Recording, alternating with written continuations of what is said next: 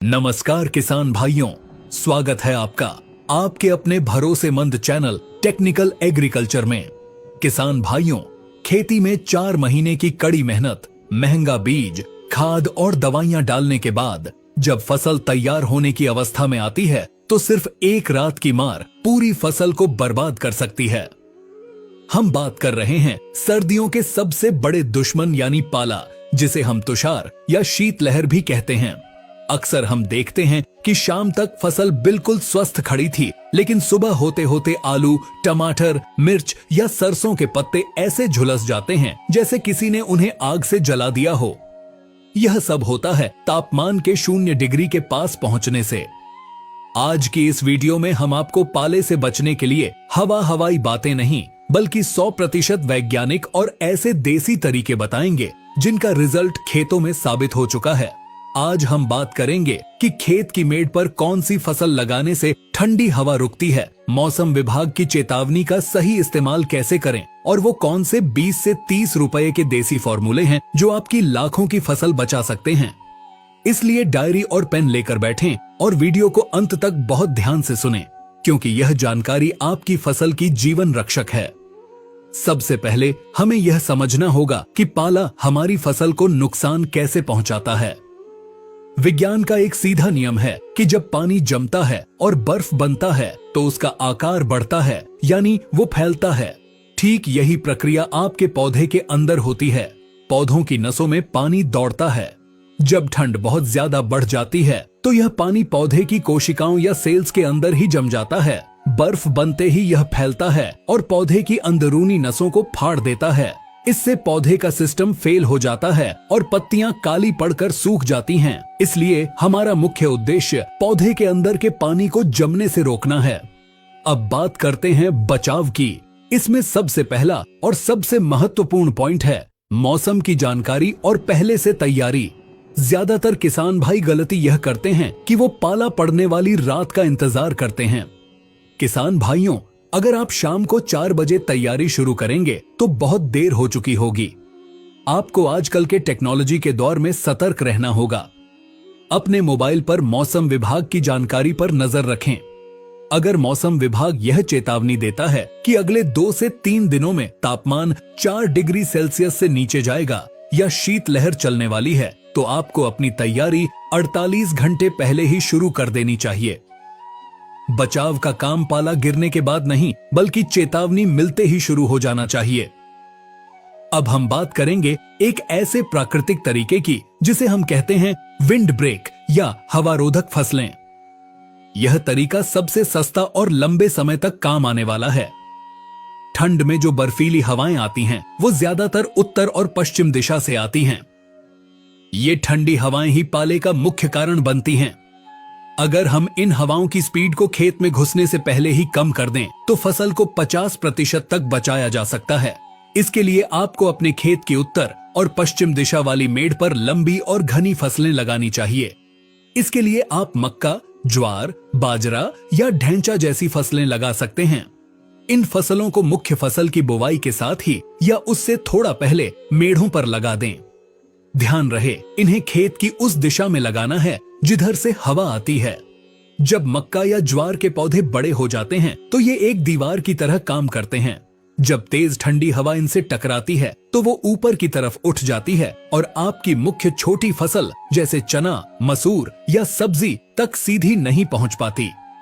यह एक प्राकृतिक पर्दा बन जाता है जो खेत के तापमान को बाहर के तापमान से 2 से 3 डिग्री तक गर्म रखता है। यह तरीका उन किसानों के लिए वरदान है जो सब्जी की खेती करते हैं। अब आते हैं दूसरे सबसे आसान तरीके पर, जो है हल्की सिंचाई। मिट्टी का एक गुण होता है कि सूखी मिट्टी बहुत जल्दी ठंडी होती है और गीली मिट्टी देर से ठंडी होती है। जब आपको मौसम विभाग से पता चले कि अगले 2 दिन में कड़ाके की ठंड पड़ने वाली है तो खेत में हल्की सिंचाई कर दें। जमीन के नीचे का पानी बाहर के तापमान से थोड़ा गर्म होता है।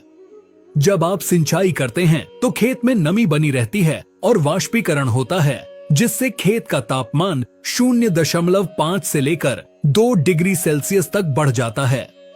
यह बढ़ा हुआ तापमान जड़ों को सुरक्षित रखता है और पौधे के अंदर का पानी जमने नहीं पाता।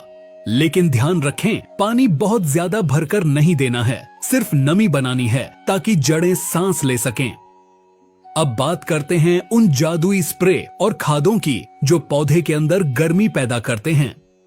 यहां हम आपको 3 सबसे पावरफुल फॉर्मूले बताएंगे। पहला और सबसे कारगर फॉर्मूला है सल्फर का इस्तेमाल। सल्फर को खेती की दुनिया में हीट जनरेटर या गर्मी पैदा करने वाला तत्व कहा जाता है। पाले से बचाव के लिए आपको सल्फर 80% WDG का इस्तेमाल करना है, जो पाउडर फॉर्म में आता है। इसकी मात्रा बहुत ध्यान से नोट करें।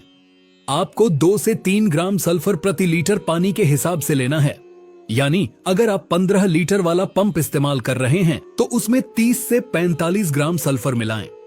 जब आप सल्फर का स्प्रे करते हैं तो यह पत्तियों के द्वारा पौधे के अंदर जाता है और एक रासायनिक क्रिया करके पौधे का तापमान बढ़ा देता है। इससे पौधे में ठंड सहने की ताकत कई गुना बढ़ जाती है।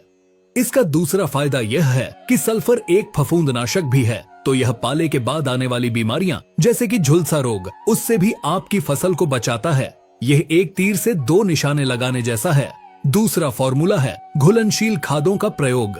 अगर आप सल्फर नहीं डाल पा रहे हैं तो आप NPK 0050, सल्फेट ऑफ पोटाश या NPK 13045 का स्प्रे कर सकते हैं।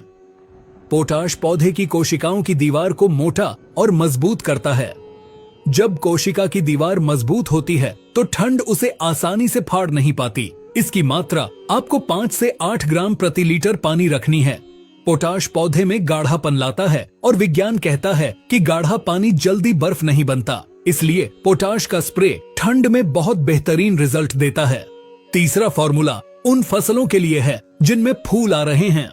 अगर आपकी फसल में फूल आने की अवस्था है और ठंड पड़ रही है तो सबसे ज्यादा नुकसान फूलों का झड़ना होता है। इसे रोकने के लिए आप बोरॉन 20% का इस्तेमाल करें। मात्रा रहेगी 1 ग्राम से 1.5 ग्राम प्रति लीटर पानी। बोरॉन फूलों के डंठल को मजबूत करता है और परागण की क्रिया को चालू रखता है, जिससे ठंड में भी फल सेट हो जाते हैं।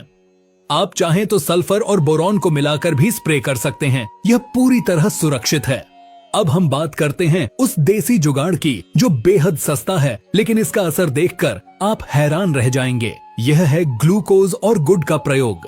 जब कड़ाके की ठंड पड़ती है और सूरज नहीं निकलता तो पौधे अपना भोजन नहीं बना पाते, जिसे हम प्रकाश संश्लेषण कहते हैं। वो क्रिया रुक जाती है, पौधा भूखा और कमजोर हो जाता है और कमजोर शरीर पर ही बीमारी या ठंड का असर सबसे पहले होता है। ऐसे समय में हमें पौधे को ऊपर से तुरंत एनर्जी यानी ताकत देने की जरूरत होती है। इसके लिए आप ग्लूकोज डी का इस्तेमाल कर सकते हैं वही ग्लूकोज जो हम गर्मियों में पीते हैं। इसकी मात्रा है 100 ग्राम ग्लूकोज प्रति एकड़। इसे आप 150 से 200 लीटर पानी में घोलकर स्प्रे कर दें।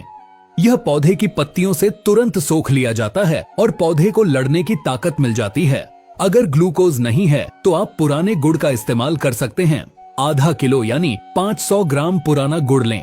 इसे थोड़े से गर्म पानी में अच्छे से घोल लें ताकि कोई टुकड़ा न बचे। फिर इसे 1 एकड़ के लिए 150 लीटर पानी में मिलाकर स्प्रे करें।